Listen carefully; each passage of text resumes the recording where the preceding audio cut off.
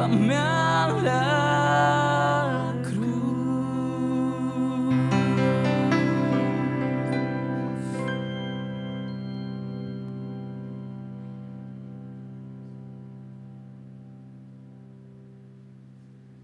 Gracias, chicos. ¿Alguien de los presentes cree que de verdad existe el infierno? ¿Alguien tiene duda? Bueno, espero en Dios que al final de esta plática haya ciertas seguridades en nosotros. Fíjense que hemos desarrollado esta serie que iniciamos en febrero, la vamos a extender a marzo, que lleva por nombre Jesús no es como lo pintan. Y hemos afirmado que estamos convencidos, hay muchas cosas que se dicen allá afuera respecto de la persona de Jesús que no son ciertas, y que ahora los cristianos, por supuesto, que no damos un estudio serio de la Biblia, que no nos ocupamos de leerla, pues acabamos creyendo, porque como todo mundo lo dice, pues también lo creemos nosotros. Y me sorprendí cuando empecé a investigar un poco más del tema y me di cuenta que uno de los grupos principales hoy día, de los que andan tocando las puertas para compartir la Biblia, no creen que exista el infierno. Ellos dicen que las personas cuando mueren simplemente dejan de existir, desaparecen. Y vamos a ver dentro de las muchas enseñanzas que dio el Señor Jesucristo. Por ejemplo, habló de las riquezas y habló muy fuerte del engaño de las riquezas y de las falsas riquezas, y dijo que nos cuidáramos de las riquezas. Pero también habló de un tema como es este, habló del infierno. Y yo creo que es la primera vez que en Península Viva, desde que iniciamos operaciones hace poco más de 2 años, que tocamos el tema.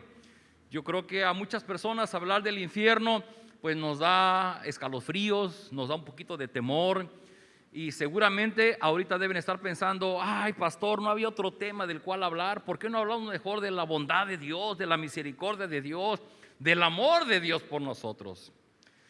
Pero yo creo que si el Señor Jesucristo se tomó el tiempo para hablarle a sus discípulos del infierno, también nosotros debemos tomarnos el tiempo para hablar justamente del infierno. Y es que en realidad, aquellos que somos hijos de Dios, pues hablar del infierno no debería darnos ningún temor, porque nosotros no vamos a ir al infierno, ¿cierto? Ese es uno de las grandes alegrías, de los gozos que tenemos, que todo lo que vamos a sufrir es lo que sufrimos en este mundo, pero una vez que lleguemos a la vida celestial, para aquellos que somos hijos de Dios, habrá terminado cualquier tipo de sufrimiento y dolor. Acompáñenme, por favor, en una oración. Bendito Padre, gracias por tu iglesia, gracias porque hoy domingo nos das el privilegio de reunirnos. Venimos con un corazón gozoso para darte las gracias por tu bondad, tu misericordia de todos los días. Y también queremos reconocer tu soberanía, tu grandeza, el que tú todo lo sabes, todo lo puedes, el que tú estás presente en todo este mundo que has creado, el que tú estás presente en nuestra vida para sostenernos, para guardarnos y para guiarnos. Gracias, Padre, porque hoy día tenemos tu palabra, que en este momento vamos a abrirla en el Evangelio de Lucas para leer esta parábola del pobre y el rico, una parábola que narró el Señor Jesús. Que tu Espíritu guíe nuestro corazón, guíe nuestro pensamiento para poder comprenderla y para poder tener una enseñanza en nuestro diario vivir. Te lo rogamos en el nombre de Jesús. Amén. Todo mundo debe tener una hojita, la hojita guía de la prédica. Si no la tiene, por favor, levante su mano. Recuerde, de las personas que nos miran a través de las redes, ahí en la liga que les compartimos a través de mensaje de WhatsApp, viene una liga de la cual usted puede descargar esta hojita por si desea tenerla para recordar después. ¿Ok? Vamos a leer en el Evangelio de Lucas, capítulo 16, versículos 19 al 31. Hoy voy a usar una versión distinta, siempre uso la NBI o la TLA. Hoy quiero usar una versión que se llama contemporánea, y solamente como una referencia, si usted tiene una versión de la Biblia, procure tener 2 o 3. En la semana una persona me escribía y me decía un texto, me decía: por favor, ayúdeme a comprender este texto, y yo se lo mandé en otra versión y dice: ya le entendí, solamente por leerlo de una versión a otra. Así que si usted batalla con leer la Biblia, busque una versión más actual, la Nueva Versión Internacional, NBI, la NTV, Nueva Traducción Viviente, o la TLA, Traducción del Lenguaje Actual. Les va a ayudar mucho. Y esta contemporánea también. Vamos a leer juntos en la pantalla. Dice este pasaje así: había un hombre rico que se vestía de púrpura y de lino fino, y cada día celebraba espléndidos banquetes. Había también un mendigo llamado Lázaro, que lleno de llagas pasaba el tiempo echado a la puerta de aquel, ansioso de saciarse con las migajas que caían de la mesa del rico. Y hasta los perros venían y le lamían las llagas. Llegó el día en que el mendigo murió, y los ángeles se lo llevaron al lado de Abraham. Después murió también el rico y fue sepultado. Cuando el rico estaba en el Hades, en medio de tormentos, alzó sus ojos y a lo lejos vio a Abraham y a Lázaro junto a él. Y entonces gritó: Padre Abraham, ten compasión de mí. Envía a Lázaro para que moje la punta de su dedo en agua y me refresque la lengua, porque estas llamas me atormentan. Pero Abraham le dijo: Hijo mío, acuérdate de que mientras vivías, tú recibiste tus bienes y Lázaro recibió sus males. Pero ahora aquí él recibe consuelo y tú recibes tormentos. Pero además hay un gran abismo entre nosotros y ustedes, de manera que los que quieran pasar de aquí a donde están ustedes no pueden hacerlo, ni tampoco pueden pasar de allá hacia acá. Aquel respondió: Padre, entonces te ruego que envíes a Lázaro a la casa de mi padre, donde tengo 5 hermanos, para que les adviertas, a fin de que no vengan ellos también a este lugar de tormento. Pero Abraham le respondió: pero ellos tienen a Moisés y a los profetas, que los escuchen. Y aquel contestó: no lo harán, padre Abraham, pero si alguien entre los muertos va a ellos, sí se arrepentirán. Y Abraham le dijo: si no han escuchado a Moisés y a los profetas, tampoco se van a convencer si alguien se levanta de entre los muertos. Recordemos que una parábola es una historia corta como esta, que tiene el sentido de mostrarnos una verdad espiritual. Y hoy vamos a enfocarnos en descubrir lo que el Señor Jesús dijo sobre el infierno. La pregunta que hicimos en el título de la prédica es en serio que existe el infierno? Bueno, vamos a ir a la parábola y vamos a ver qué dijo Jesús respecto del infierno. Para poder llevar esta historia de una manera sencilla, vamos a decir que lo vamos a hacer en 3 actos. Vamos a ir al primer acto, y en el primer acto aparece un hombre muy, muy rico. Es la foto que mejor encontré respecto del rico. Bueno, no es foto, perdón, el dibujo de este hombre rico. ¿Ok? Yo les invitaría a que, si ustedes en este momento no traen su Biblia, cuando lleguen a su casa, lean el pasaje completo, tomen la hojita, repásenlo, para que esto pueda realmente ser una forma de aprender de la Escritura. Y bueno, la historia empieza diciendo que había un hombre muy, muy, muy, muy rico, pero las expresiones que se usan describen su riqueza. Por ejemplo, dice que vestía de púrpura y de lino fino. Vestía de púrpura y de lino fino. Bueno, en el dibujo está de carmesí, pero bueno, decía que vestía de púrpura, que es un color como morado, y de lino fino. Estos colores y este tipo de tela solamente, característicamente, lo usaban los ricos en los tiempos de Jesús.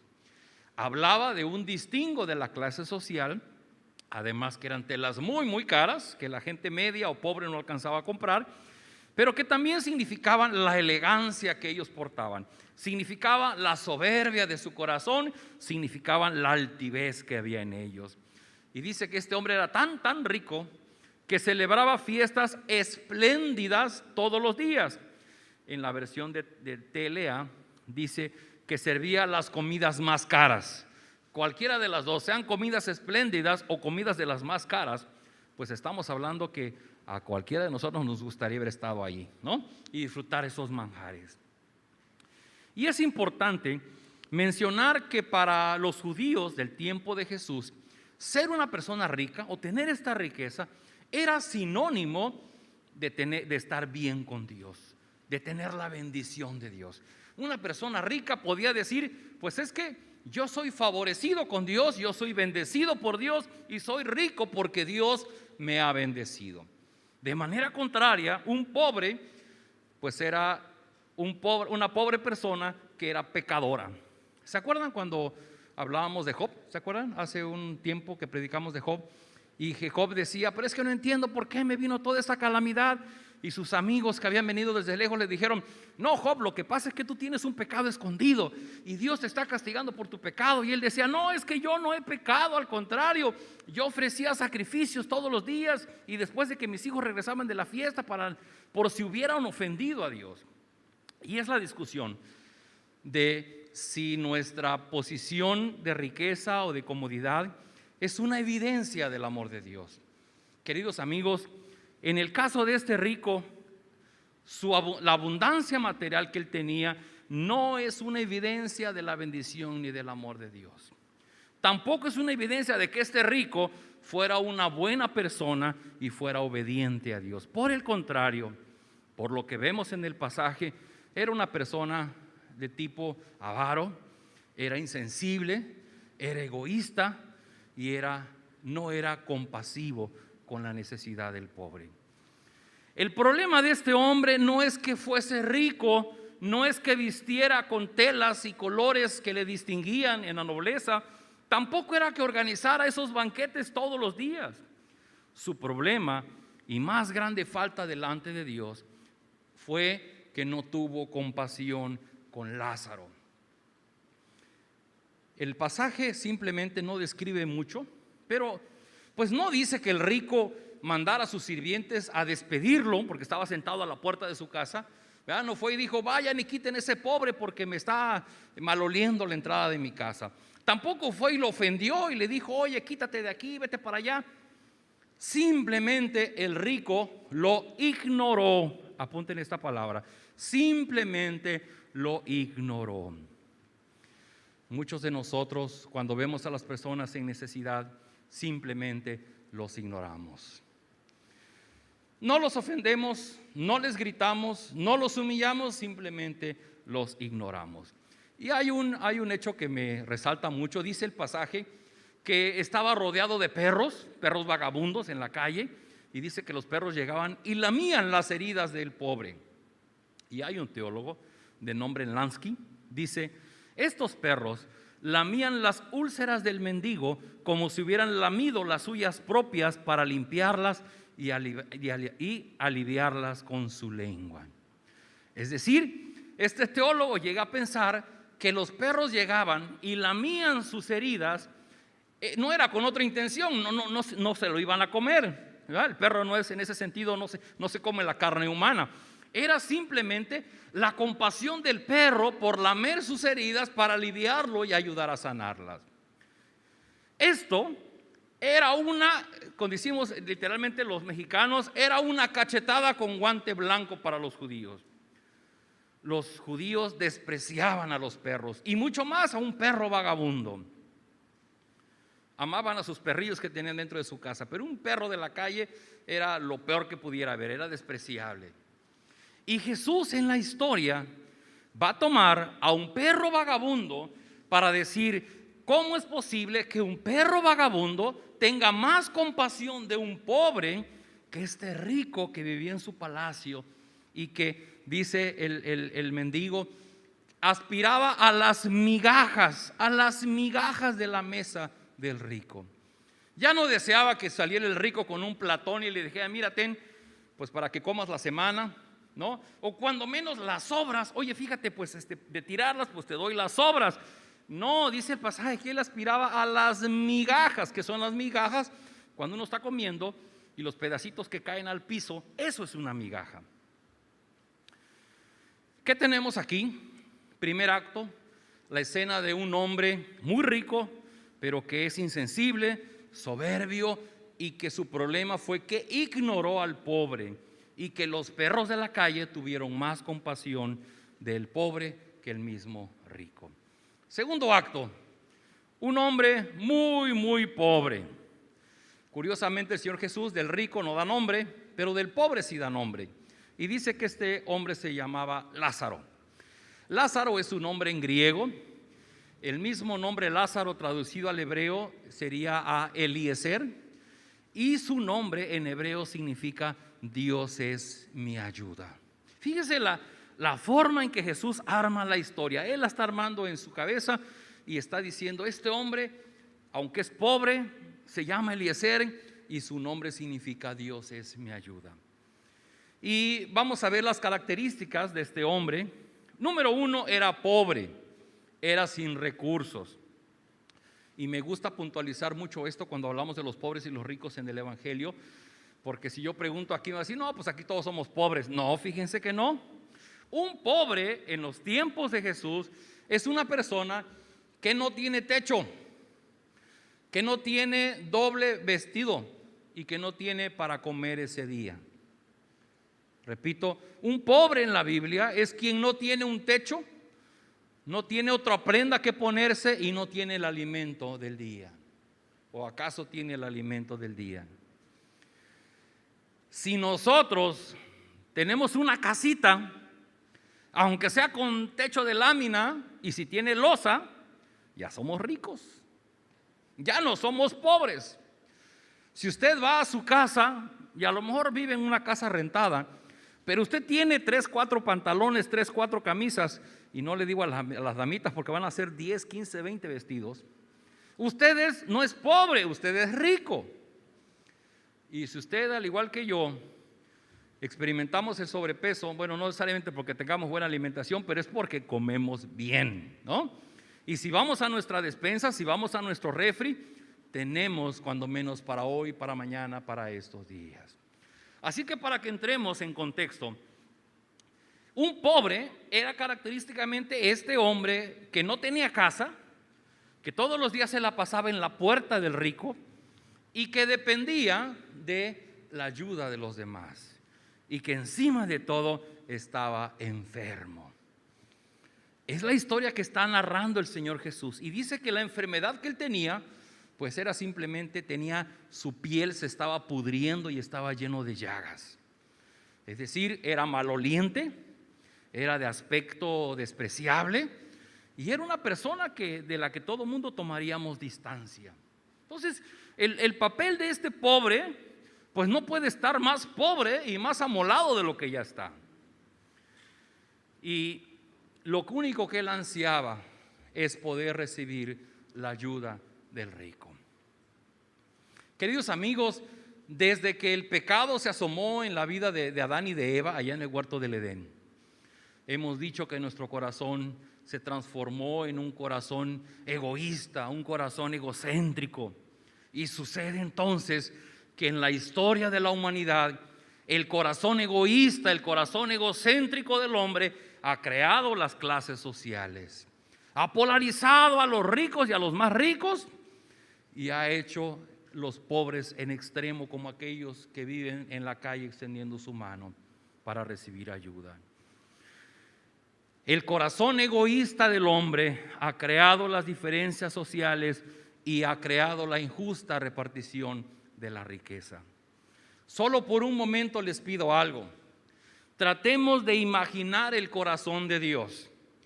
Cuando Dios creó el Edén, no había clases sociales, no había distingos, no había pobres y ricos. No era el plan de Dios que este mundo funcionara así.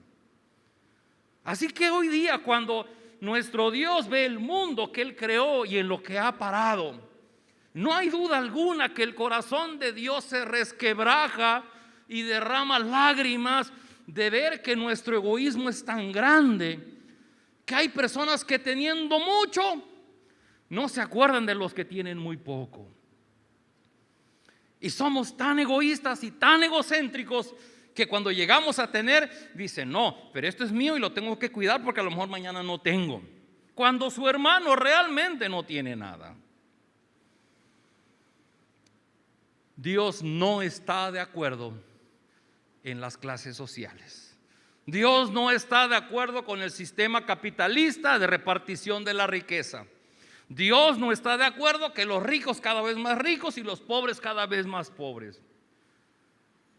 tampoco debe estar de acuerdo en los programas paternalistas del gobierno regalando dinero a diestra y siniestra. Yo creo que tampoco, ¿verdad? Pero hay algo ahí que es lo que marca el corazón del Señor Jesucristo. Y yo quiero compartir un pasaje que es característico, que es inevitable mencionarlo cuando llegamos a un pasaje como este. Yo quiero invitarles a leer en Mateo capítulo 25, versículos 31 al 36. Igual lo voy a leer en una versión de la Biblia contemporánea. Léanlo conmigo, dice así: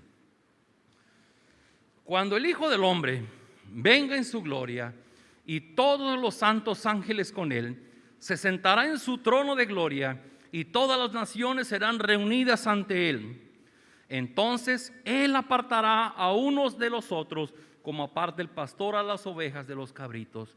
Pondrá las ovejas a su derecha y a los cabritos a su izquierda. Y entonces el rey dirá a los de su derecha: vengan, benditos de mi Padre, y hereden el reino preparado para ustedes desde la fundación del mundo. Porque tuve hambre y ustedes me dieron de comer. Tuve sed y me dieron de beber. Fui forastero y me recibieron. Estuve desnudo y me cubrieron. Estuve enfermo y me visitaron. Estuve en la cárcel y vinieron a visitarme.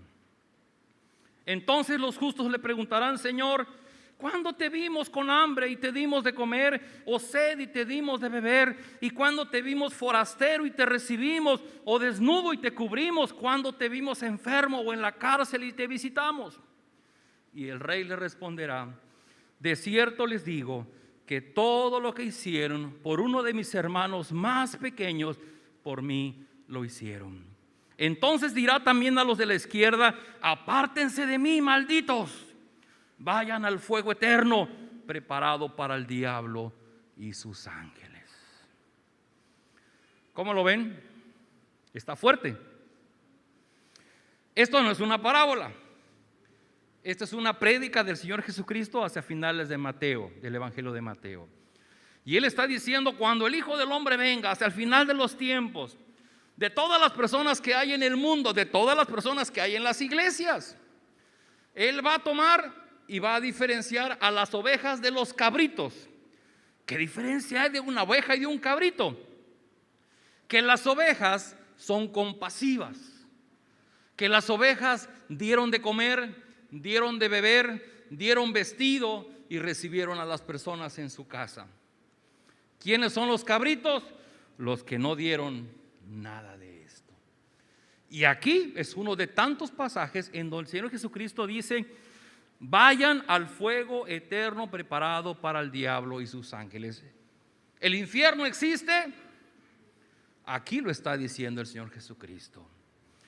Queridos hermanos y amigos, principalmente los hijos de Dios tenemos una gran responsabilidad sobre nuestros hombros.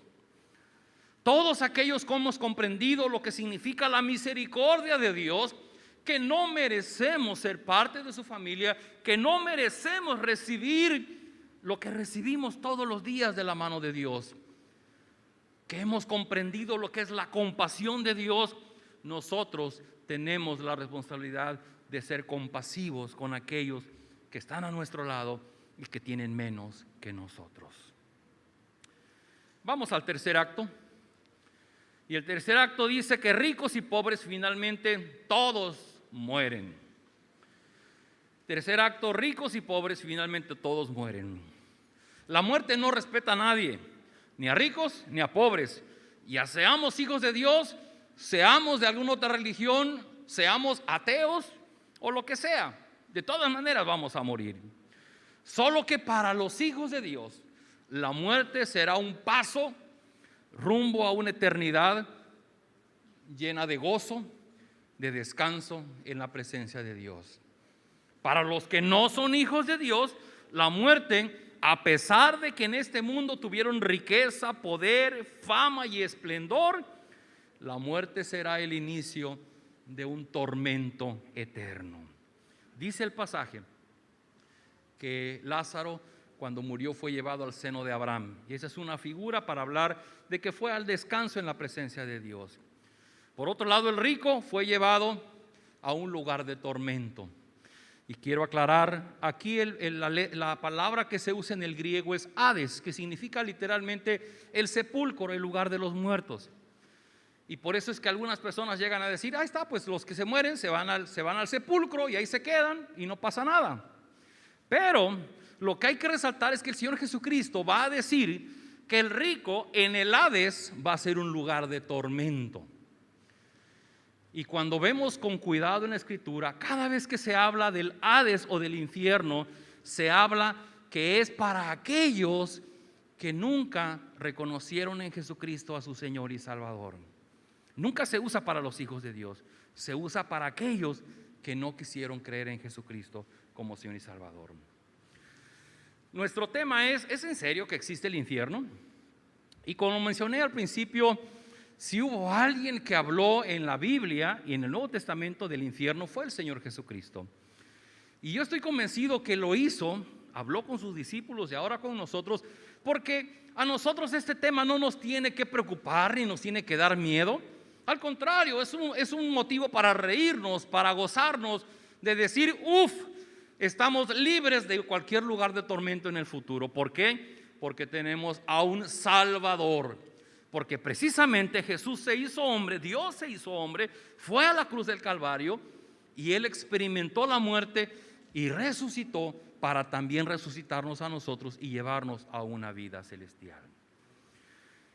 Cuando estuve estudiando me encontré los apuntes de un teólogo llamado R.C. Sproul, muy famoso en la escuela de la doctrina reformada de la Iglesia Evangélica, y hay una serie de conceptos que mejor se los leo. Quisiera que pusieran atención a esto. Dice así: no hay un concepto bíblico más sombrío o aterrador que la idea del infierno. Es tan mal visto hablar del infierno que la mayoría prefiere no hablar de él. Sin embargo, el Señor Jesús habló varias veces del infierno. Casi toda la enseñanza bíblica del infierno proviene de los labios del Señor Jesús. Lo cierto es que ninguna experiencia humana es comparable con el infierno. Si tratamos de imaginar el peor de todos los sufrimientos posibles, no nos alcanzaría nuestra imaginación para llegar a entender la espantosa realidad del infierno. Los cristianos modernos se han esforzado en minimizar el concepto del infierno para eludir o suavizar la realidad. Pero la Biblia describe el infierno como las tinieblas de afuera, un lago de fuego, un lugar de lloro y crujir de dientes, un lugar de eterna separación de la bendición de Dios, un lugar de tormento donde el gusano no muere. Todos estos símbolos son expresiones que intentan describir la realidad del infierno como un lugar de tormento. Sin embargo, debemos tener claro que la realidad es mucho peor de lo que estos símbolos intentan describir.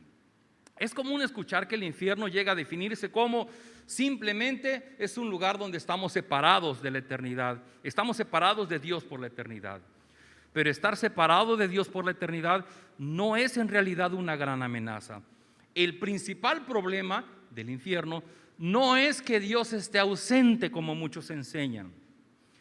El problema del infierno es que Dios sí estará presente, pero para ejecutar su justo castigo sobre quienes no creyeron en Jesús como Rey y Señor. Esto se me hace fenomenal, porque lo debo reconocer, durante mucho tiempo yo he enseñado la diferencia entre el cielo y el infierno, es que en el cielo Dios estará presente y en el infierno Dios no estará. Pero me sorprende cuando ese teólogo dice, es que en el infierno Dios iba a estar, pero va a estar para descargar su ira, su total ira sobre aquellos que nunca quisieron creer en Cristo. ¿Se acuerdan que les he comentado? Tener cáncer hoy día, tener un accidente automovilístico, enfermar del COVID, en realidad no es un castigo de Dios.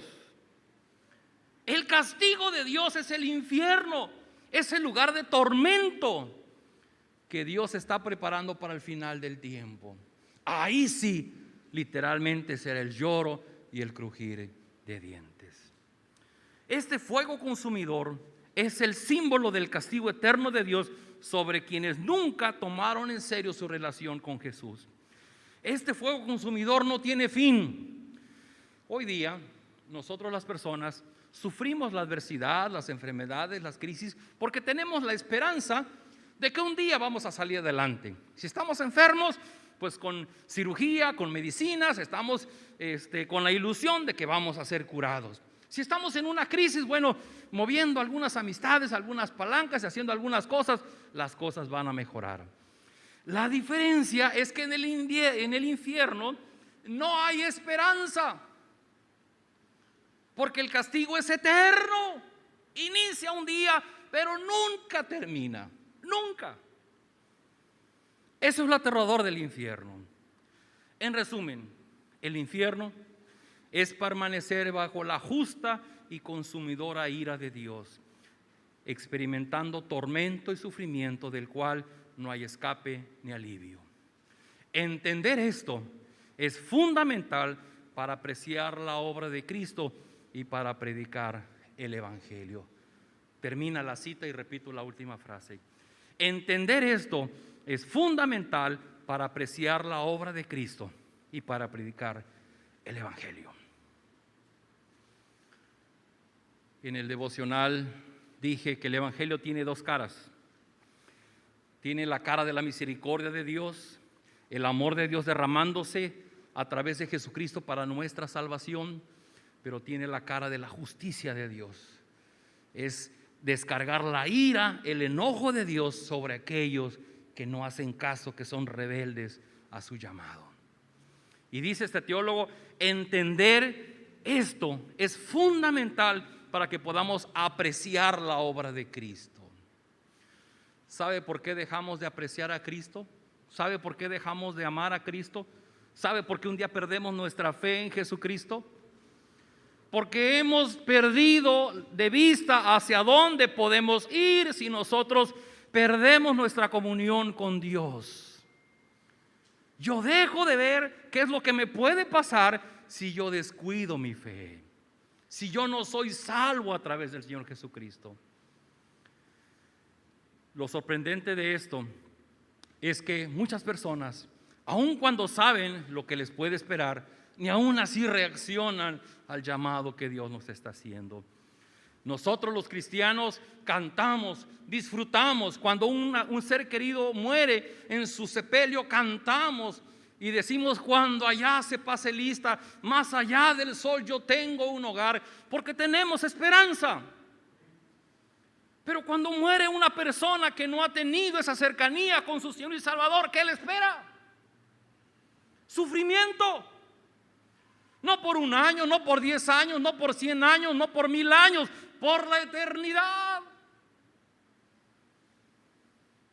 Y la parábola dice, continúa, que ya cuando estaba el rico allá muriéndose de calor y Lázaro estaba recostado en el seno de Abraham, le dijo a su padre Abraham, porque él se consideraba israelita: envía a Lázaro para que moje la punta de su dedo en agua y me refresque la lengua, porque estas llamas me atormentan.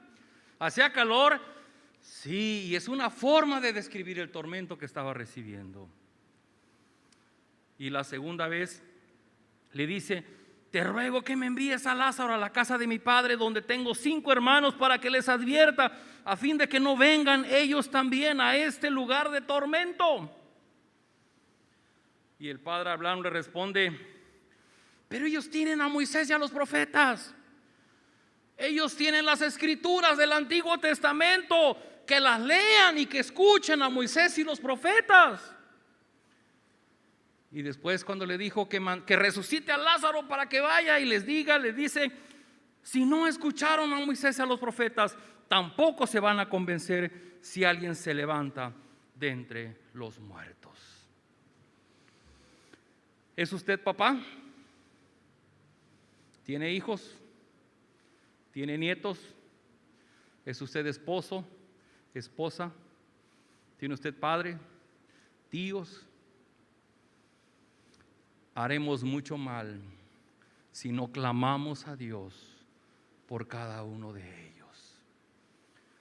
Jesús no es como lo pintan. Jesús es muy claro esa enseñanza y Él está diciendo que hay un lugar de tormento.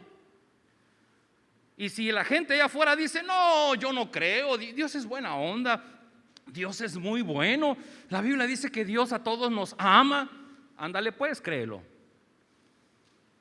La Biblia es muy clara. Si el Señor Jesús enseñó del infierno y se lo dijo a sus discípulos, es porque quiere que sus discípulos estén conscientes de la realidad que les espera a aquellos que no han creído en Él. Quisiera avanzar con un texto que está en Juan 3, 16 al 18. Mucho lo menciono, pero otra vez es palabra del Señor Jesucristo, y Él decía esto, léanlo conmigo. Porque de tal manera amó Dios al mundo, que ha dado a su Hijo unigénito, para que todo aquel que en Él cree no se pierda, sino que tenga vida eterna. Porque Dios no envió a su Hijo al mundo para condenar al mundo, sino para que el mundo sea salvo por Él. El que en Él cree no es condenado, pero el que no cree ya ha sido condenado, porque no ha creído en el nombre del unigénito Hijo de Dios. Queridos amigos, hermanos, se lo digo claro: venir a Península Viva no le da acceso al cielo, ni le evitará ir al infierno. No es el lugar físico, no es la denominación, no es el grupo religioso, es una relación personal con Jesucristo. Esto que dice Él, el que cree, si yo creo que Dios se hizo hombre en la persona de Cristo, entonces me postro de rodillas y le digo, Señor mío y Dios mío. Y entonces yo busco a lo largo de mi vida cómo conocerlo, cómo amarlo, cómo vivir bajo sus enseñanzas. De ahí la importancia de congregarse, de ahí la importancia de tomar su discipulado, de ahí de la importancia de mantenerse conectado con la vida de una iglesia, porque no existe otra manera. Número uno es leyendo la Escritura todos los días. Cuando el padre Abraham le contestó al rico, le dijo, tienen la Escritura, tienen a Moisés y los profetas. Claro, si no la leen, no van a saber cómo evitar venir al infierno. Y el rico le dice, ¿por qué no resucitas a Lázaro y que Lázaro se les aparezca? Tan, ya resucité. Ni así van a creer, dijo aquel, ni así van a creer. Queridos amigos, mi intención no es meterles miedo, mi intención es ser muy claro como lo fue el Señor Jesucristo. ¿El infierno existe? Sí, sí existe. ¿Es un lugar de tormento? Sí, es un lugar de tormento donde Dios estará presente para ejercer su justicia de castigo sobre aquellos que nunca quisieron reconocerle como Señor y como Dios. Nuestra voluntad es rebelde. Somos muy buenos para los pretextos. Es que no tengo tiempo, es que no me alcanza el tiempo, es que tengo mucho trabajo, es que tengo muchos sueños. Tenemos muchos sueños, pero yo le digo algo: ¿usted realmente cree en Cristo como Señor y Salvador? ¿Y qué significa eso? El Señor Jesucristo dijo, el más grande mandamiento es: amarás al Señor tu Dios con todo tu corazón, con toda tu mente, con todas tus fuerzas. Y dijo, y el que me ama a mí tiene que amar menos a su padre, a su madre, a su hijo, a su hermano y aún a sí mismo para seguirme. Y el que no toma su cruz y se niega a sí mismo no es digno de ser mi discípulo. El seguir a Jesucristo es una renuncia total a lo que yo quiero, a lo que yo deseo. Señores, que yo tengo planes, mira, yo tengo ganas de construir una gran empresa y tengo ganas de conquistar el mundo y tengo ganas y tengo estos planes. Y Dios te dice, hey, tantito, pero aquí el que manda soy yo. A ver, ¿a dónde te quieres ir? ¿Quieres estar en la eternidad conmigo o quieres estar con tu riqueza, pero allá en el infierno? ¿Dónde quieres estar? Estar frente a la persona del Señor Jesucristo nos va a llevar a tomar una decisión clara. Hoy estoy siendo muy fuerte en el sentido de la justicia de Dios.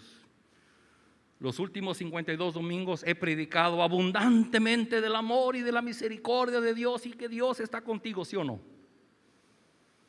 Pero algún día tenemos que decir, como dicen, poner el punto arriba de la I. Alguien dijo, ¿por qué orar por una persona que ha muerto que ha fallecido, que nunca quiso conocer de Dios. ¿Por qué oramos? Si esa persona en vida no quiso tener nada que ver con Dios, ¿por qué en la otra vida tendría ganas de estar con Dios? Si yo quiero estar con Dios en eternidad, entonces yo desde hoy me ocupo por conocerle para poder amarle. Me encanta y vamos a cerrar, Jairo, ¿dónde andas? Vamos a cerrar este tiempo con este canto, Jesús es mi buen pastor, porque dice: cerca yo quiero estar de ti, pero quiero estar cerca para conocerte. ¿Y sabe cómo estamos cerca de Dios? Cuando ocupamos tiempo para leer la Escritura.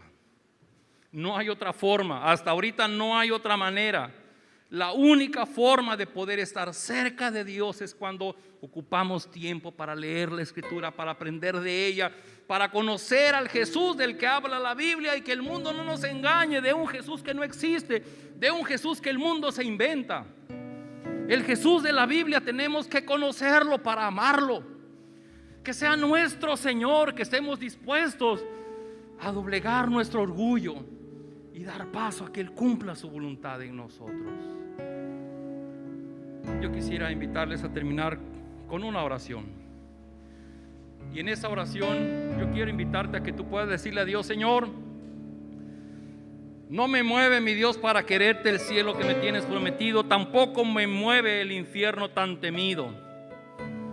Que mueva nuestro corazón el gran amor de Jesucristo, que entregó su vida en la cruz del Calvario para que nosotros seamos salvos del castigo que viene en el futuro.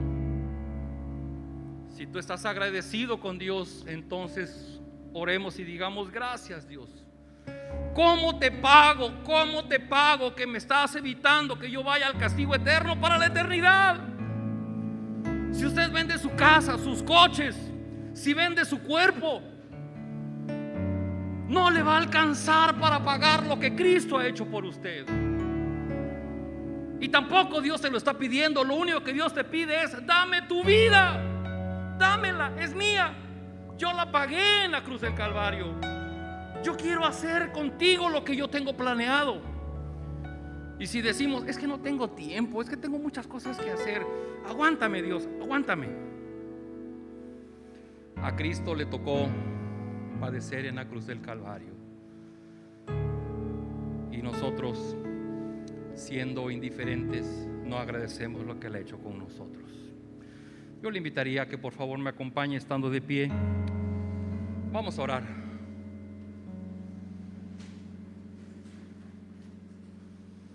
Ore conmigo y después vamos a terminar entonando este canto de Jesús, eres mi buen pastor. Padre,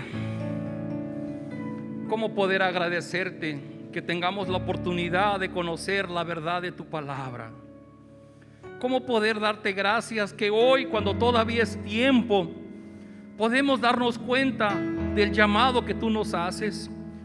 Que quieres que vengamos a ti, que entreguemos nuestra vida, que dejemos de vivir nuestra voluntad para empezar a vivir conforme a tus planes. Gracias porque a través del Evangelio podemos darnos cuenta de ese lugar, terrible castigo para aquellos que no han creído en ti.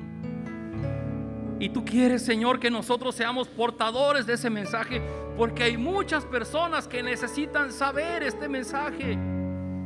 Personas que tú no quieres que se pierdan, personas que no quieres que vayan al infierno. Oramos por nuestro esposo, por nuestra esposa, por nuestros padres, por nuestros hijos, por nuestros nietos, por nuestros amigos. Les amamos. No queremos que ellos caigan en las llamas del infierno. Queremos que sean rescatados por ti. Pero no han querido hacer caso, se burlan de nosotros, nos cambian el tema. Señor, ayúdanos a tener las palabras de explicarles esta verdad. Cuando el rico estaba en el infierno decía: Padre Abraham, resucita a Lázaro para que vaya y les diga y se arrepientan. Nosotros no pedimos que alguien resucite. Lo que pedimos es que tu Espíritu Santo hable a sus corazones, quite el velo de sus ojos y ellos puedan darse cuenta del gran amor que hay en ti derramado en la cruz del Calvario. Señor, nosotros tus hijos, que por tu gracia y tu misericordia vamos a ir al cielo. Tú has reservado un lugar para nosotros, Tú dijiste: a donde yo voy a preparar un lugar para que ustedes estén conmigo. Gracias, porque tenemos esa promesa, la creemos. Pero mientras estemos en esta tierra, tú quieres usarnos para que otras personas conozcan de esta maravillosa noticia: salvación en la persona de Cristo Jesús. Toda la gloria y toda la honra sea para ti, en el nombre de Jesús. Amén. Jesús, eres mi buen pastor. Tú conoces mi camino. Jesús, puedo confiar en ti. Oh, mi Dios, me rindo. Jesús, eres mi buen pastor. Tú conoces mi camino. Jesús,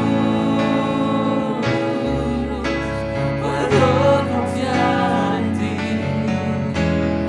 Oh, mi Dios, me rindo. Oh, mi Dios, me rindo. Oh, mi Dios, me rindo.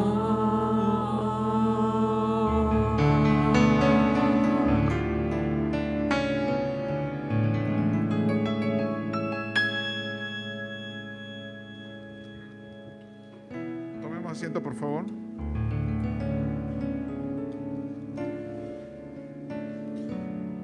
Permítame leerles un fragmento de la Biblia, Proverbios 30, del 8 al 9.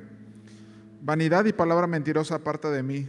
No me des pobreza ni riquezas. Manténme del pan necesario. No sea que me sacie y te niegue y diga: ¿quién es Jehová?